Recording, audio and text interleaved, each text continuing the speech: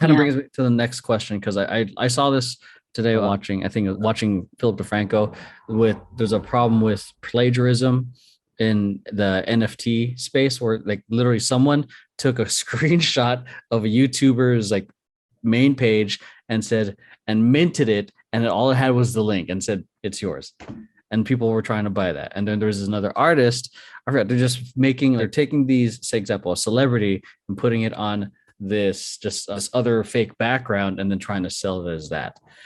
So in my head, what, say for example, they find an Instagram video with an original track, like what's to stop them from like pulling that video and minting it as their own? I think that's one thing.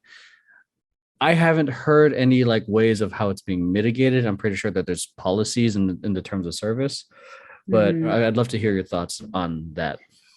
I also don't know if there's any policies or ways that these things are being mitigated right now.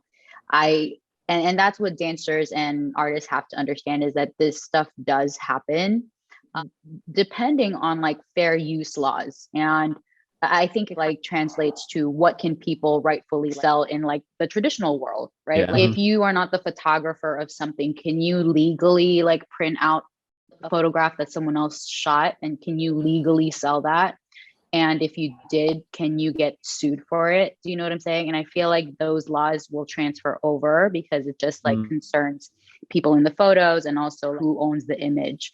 I think that there are going to be a lot of legal battles with like, I think those issues are going to continue to arise, but I can't say that there's any policies being created right now to help that situation. And I do think that there are current like lawsuits going on concerning that. But the thing is, it's like if someone takes your work, you might be able to sue them, but like taking people to court is so expensive. You actually, even though you might have the right to sue them, you might not want to spend that money to sue them. And so that's where like whole like cancel culture things kick in, like people outing each other and saying this person did this, and you can do all that. In terms of like Groove Time's platform, I think what we'd like to do for dance, right, is that because people are going to be able to mint their own dance videos, because we care about the dance community, we want to be able to like flag videos if we sense that there's like some suspicious thing going on. So there's going to be a checks and balance for dancers, and I guess for dance videos on our platform anyway, being able to verify the creator and that the creator actually created this dance. And you know what I'm saying? So we're going to figure out on our platform how to do that, which is not what I think other platforms are going to do, because other platforms may not care about dancers. So it is something in our thoughts to make for our platform and develop for our platform. And we'll continue to see how it progresses once we get more creators onboarded. Once this becomes like so massive that everyone's going to be able to have access to our platform, we want to plug that in somehow. And we're going to have to see how it pans out. But I don't think that other platforms, because other platforms are not going to be dance centric, they won't look out for dancers that way.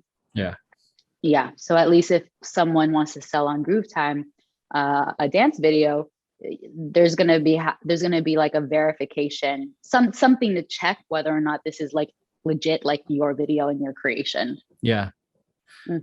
That's good to hear, because it's like, again, like if I go OpenSea, I feel like I can just grab any JPEG right now and just boom, without fault. But then again, I haven't tried that. I haven't minted any NFTs yet.